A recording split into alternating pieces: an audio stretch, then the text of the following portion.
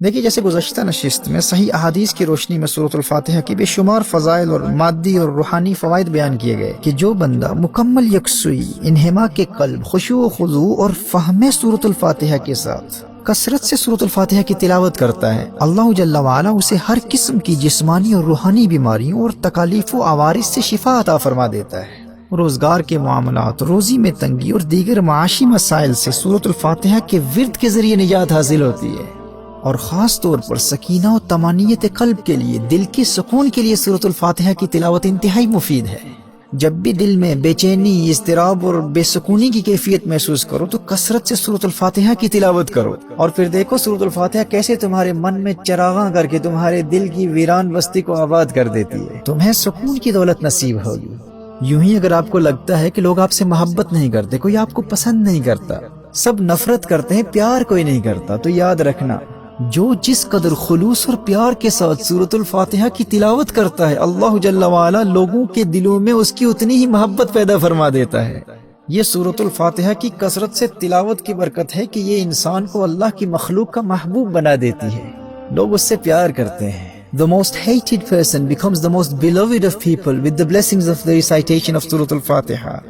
اور اگر کسی کا حافظہ کمزور ہے تو وہ کثرت سے سورۃ الفاتحہ کی تلاوت کرے، اللہ جل وعلا اس کے حافظے کو تقویت عطا فرما دے گا۔ مختلف قسم کی ذہنی بیماریوں کا علاج سورۃ الفاتحہ کی تلاوت میں ہے، اور خاص طور پر جو شخص ڈپریشن کے مرض میں مبتلا ہے، وہ جتنی توجہ کے ساتھ سورۃ الفاتحہ کی تلاوت کرتا ہے، اللہ جل وعلا اتنا ہی جلدی اسے ڈپریشن کے مرض سے شفا یاب کر دیتا ہے۔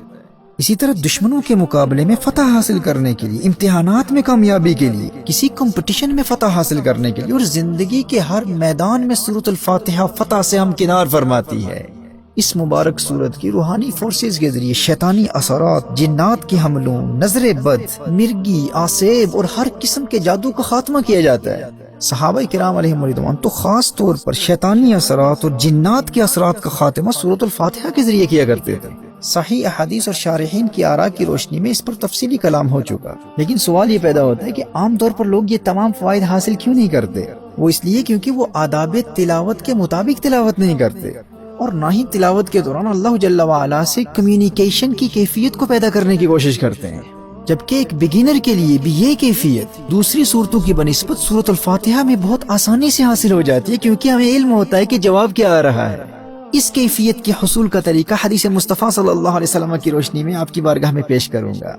اور اگر آپ کی کوئی جائز حاجت ہے اور آپ چاہتے ہیں کہ آپ کی وہ حاجت جلد پوری ہو جائے، تو صحیح عقیدہ، گناہوں سے توبہ اور دین اسلام کے احکام پر عمل کی شرط کے ساتھ ہمارے مشائخ کے اس مجرب ورد پر عمل کیجئے، انشاءاللہ آپ کی حاجت جلد پائے تکمیل تک پہنچے گی۔ وہ عمل انتہائی آسان ہے۔ فجر کی سنتوں اور فرضوں کے مابین، یعنی صلاۃ الفجر کی 2 سنتیں ادا کرنے کے بعد اور 2 فرض ادا کرنے سے قبل اپنی اس حاجت کو ذہن میں رکھ کر 41 مرتبہ 41 ٹائمز سورۃ الفاتحہ کو بسم اللہ الرحمن الرحیم کی میم سے ملا کر یوں پڑھیں، بسم اللہ الرحمن الرحیم الحمد للہ رب العالمین، یعنی بسم اللہ الرحمن الرحیم کی جو آخری میم ہے، اس میم کو الحمد کی لام سے ملا کر بسم اللہ الرحمن الرحیم الحمد للہ رب العالمین والضالین تک یہ ہر روز 41 مرتبہ 41 ٹائمز 7 سے 21 دن تک پڑھتے رہیں۔ اگر اس میں آپ کے لیے کوئی بڑا نقصان نہ ہوا تو انشاءاللہ انہی ایام میں آپ کی وہ خواہش پوری ہو جائے گی۔ So between the 2 sunnahs and 2 fard of Fajr, you recite Bismillah ar-Rahman ar-Rahim Alhamdulillahi Rabbil Alameen to the end of Surah Al-Fatiha 41 times, and this is done for 7 to 21 days. محترم احبہ، سورۃ الفاتحہ کی روحانی پاور کا اندازہ اس حدیث سے بھی لگایا جا سکتا ہے کہ امام ترمذی نے اور امام ابن حبان اور ابن خزیمہ دونوں نے اپنی صحیحین میں حضرت ابو ہریرہ رضی اللہ تعالی عنہ کی روایت کو نقل کیا۔ نبی کریم صلی اللہ تعالی علیہ وآلہ وسلم نے حضرت ابی بن کعب رضی اللہ تعالی عنہ سے ارشاد فرمایا، أتحب أن أعلمك سورة لم ينزل في التوراة ولا في الإنجيل ولا في الزبور ولا في القرآن مثلها؟ تمہیں ایسی صورت نہ سکھاؤں جس جیسی صورت نہ تورات میں ہے، نہ انجیل میں ہے، نہ زبور میں ہے، اور نہ ہی قرآن میں اس جیسی کوئی صورت ہے؟ انہوں نے عرض کیا، نعم یا رسول اللہ صلی اللہ علیہ وآلہ وسلم، جی ارشاد فرمائیے یا رسول اللہ صلی اللہ علیہ وسلم۔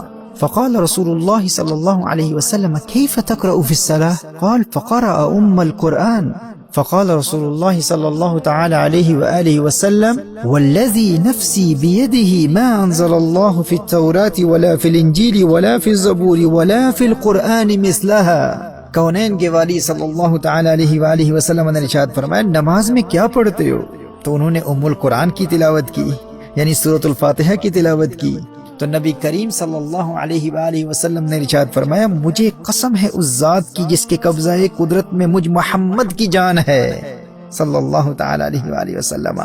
سورۃ الفاتحہ جیسی سورت نہ تورات میں ہے، نہ انجیل میں ہے، نہ زبور میں ہے، اور نہ ہی قرآن میں ہے. اللہ اکبر، سبحان اللہ. یہ وہ سورت ہے جو آپ سب کو ازبر ہے، ہم سب جانتے ہیں، نماز میں پڑھتے ہیں. اور یاد رکھنا میں نے یہ جو فوائد و منافع بیان کیے ہیں صحیح احادیث سے ثابت ہیں. صحیح بخاری کی حدیث ہے، حضرت ابو سعید خدری رضی اللہ تعالیٰ عنہ سے روایت ہے کہ ہم ایک مرتبہ ایک سفر پر تھے. ایک لونڈی آئی اور کہا کہ یہاں کے قبیلے کے سردار کو ایک سانپ نے کاٹ لیا ہے، کیا آپ میں کوئی ایسا ہے جو جھاڑ پھونک یا دم وغیرہ کر دے؟ صحابہ کرام علیہ رضوان میں سے ایک شخص نے وہاں جا کر کچھ پڑھ کر دم کر دیا اور اللہ جل وعلا کے فضل و کرم سے وہ شخص بالکل ٹھیک ہو گیا. جب بعد میں اس صحابی سے پوچھا گیا کہ کیا آپ کوئی جھاڑ پھونک یا دم وغیرہ بھی کرتے ہیں، آپ کو بھی اس چیز کا علم ہے؟ تو صحابی نے فرمایا کہ میں نے سورۃ الفاتحہ پڑھ کر دم کیا تھا. یہ صحیح بخاری کی حدیث ہے. جب پوچھا گیا کہ آپ نے یہ علم کہاں سے حاصل کیا، آپ نے کچھ پڑھ کر دم کیا اور اس قبیلے کا سردار فوراً ٹھیک ہو گیا، تو صحابی نے فرمایا کہ میں نے تو سورۃ الفاتحہ پڑھ کر دم کیا ہے. اور پھر اس صحابی کے اس عمل اور اس تمام واقعے کو سننے کے بعد نبی کریم صلی اللہ تعالی علیہ وآلہ وسلم نے بھی تحسین فرمائی اور حوصلہ افزائی فرمائی. اسی طرح سنن نبی داؤد کی حدیث میں صحابہ کرام علیہ رضوان کا واقعہ بیان کیا گیا ہے کہ ایک آدمی کو لایا گیا جو زنجیروں میں جکڑا ہوا تھا. لوگوں نے کہا کہ یہ پاگل ہے اور تم محمد صلی اللہ تعالی علیہ وآلہ وسلم کے ساتھی ہو، اس پر کچھ ایسا پڑھو کہ یہ ٹھیک ہو جائے. صحابہ کرام علیہ رضوان اس شخص پر صبح و شام تین مرتبہ سورۃ الفاتحہ پڑھ کر دم کرتے. چند دنوں کے عمل کے بعد وہ شخص ایسا صحتیاب اور خوش و خرم نظر آنے لگا جیسا کہ کوئی غلام ہو اور اسے آزاد کر دیا گیا ہو. تو یاد رکھیے سورۃ الفاتحہ پڑھ کر مریض پر دم کرنا یہ کوئی بدعت نہیں ہے، صحیح بخاری اور صحیح ستہ کی دیگر صحیح احادیث سے ثابت مسنون عمل ہے. کوئی شخص کسی بھی مرض میں مبتلا ہو، سورۃ الفاتحہ کی تلاوت کر کے اس پر دم کیا جائے. اور اگر کوئی شیطانی اثرات یا جنات کے اثرات میں مبتلا ہو، آسیب زدہ ہو، اس پر کسی نے جادو کر دیا ہو، تو صحابہ کرام علیہ رضوان کے عمل کی روشنی میں صبح و شام تین مرتبہ سورۃ الفاتحہ پڑھ کر اس پر دم کر دیا جائے، اللہ جل وعلا اسے شفا عطا فرما دے گا. اور عام حالات میں بھی کثرت سے سورۃ الفاتحہ کی تلاوت کرنے والے کو وہ تمام روحانی اور مادی فوائد حاصل ہوں گے جن کا ذکر میں ابتدا میں کر چکا. لیکن یاد رکھیے سورۃ الفاتحہ کی حقیقی اسپرچل فورسز، روحانی فورسز تک رسائی اسے ہی حاصل ہوتی ہے جو آداب تلاوت کو مد نظر رکھتے ہوئے خلوص نیت کے ساتھ اپنے دل کو دنیا کے خیالات سے پاک کر کے مکمل خشوع و خضوع کے ساتھ اور اللہ کی جانب سے آنے والے جواب سے روحانی لطف و سرور حاصل کرتے ہوئے سورۃ الفاتحہ کی تلاوت کے ذریعے اللہ جل وعلا کے قرب کی منازل طے کرتا ہے. کامل فائدہ وہی حاصل کرتا ہے. لیکن اس کے فیوز و برکات سے زیادہ فائدہ حاصل کرنے کے لیے یقیناً آپ بھی اب اللہ جل وعلا کی جانب سے آنے والے جواب کو سننے کے لیے بہت بے تاب اور ایکسائٹڈ ہوں گے کہ آخر وہ جواب ہے کیا. تو سماعت فرمائیے.